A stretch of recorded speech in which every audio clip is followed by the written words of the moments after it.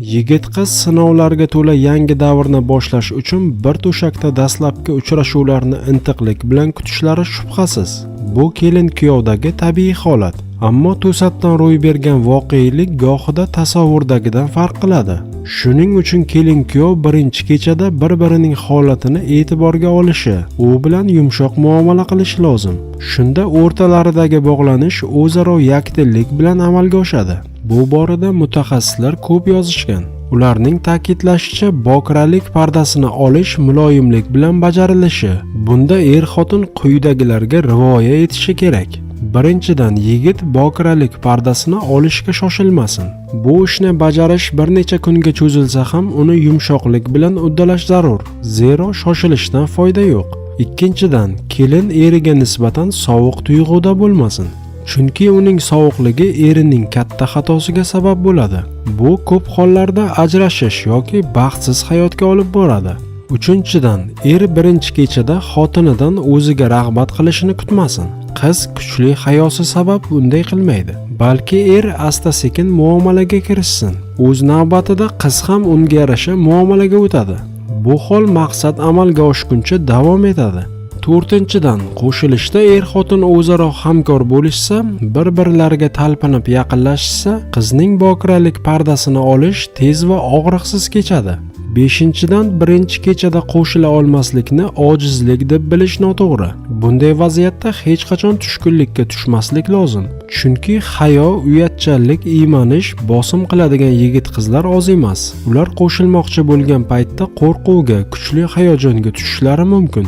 Natijada shahvat so'nadi yoki susayadi. Bu hol kasallik hisoblanmaydi.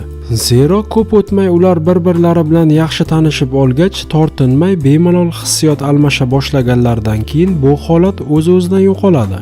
Agar ilk visol oqshomi kelinning hayz paytiga to'g'ri kelib qolsa, qovushish bir necha kunga suriladi.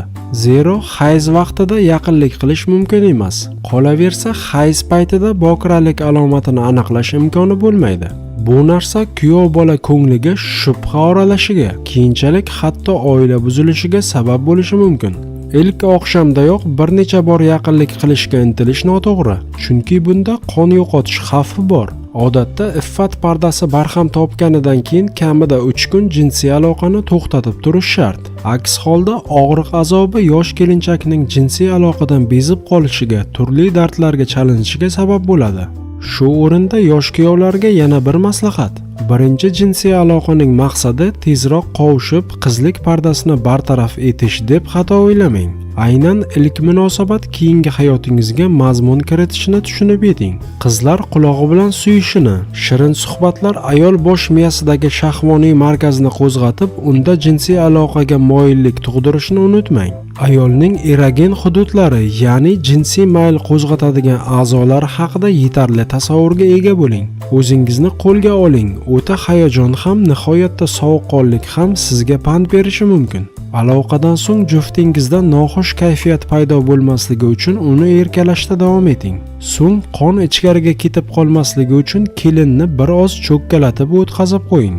Gohida olat qo'zg'alishi kelin ustiga chiqilganda so'nishi mumkin. Bu sizning ortiqcha hayajoningiz natijasidir. Kamdan kam kuyovlar birinchi urinishdayoq bu ishning uddasidan chiqishadi. Ko'pincha ikkinchi urinish samara beradi. Birinchi urinishdan hafsalangiz pir bo'lganini kelin aslo sezmasin. Chunki o'zingizni qo'lga olsangiz, yaxshi kayfiyatda bo'lsangiz, jinsiy xohish tezda tiklanadi. Mabodo keyingi oqshomlarda ham maqsadga yeta olmasangiz, mohir shifokorga tortinmay murojaat qiling. Ayrim ota-onalar ilk oqshomda qovusha olmagan yosh kelin-kuyovlarni zudlik bilan folbin yoki mullalarga olib borishadi. Ba'zi soxta tabiblar esa ularga dushmanlar issiq-sovuq qilib qo'ygan deb tashxis qo'yadi. Natijada kuyovda ruhiy jinsiy ojizlik paydo bo'ladi. Shuning uchun bunday paytda jinsiy aloqaga nima to'sqinlik qilayotganini aniqlab, shunga qarab muolaja qilinsa, ko'rilgan chora-tadbirlar samara beradi. Uylanish arafasida turgan yigitlarga omad tilab qolgan holda bugungi dasturimizga yakun yasaymiz. Dasturimiz yoqqan bo'lsa, like-ni bosing. O'zingizni qiziqtirgan savollar bo'lsa, izohlarda yozib qoldiring. E'tiboringiz uchun rahmat, xayr, salomat bo'ling.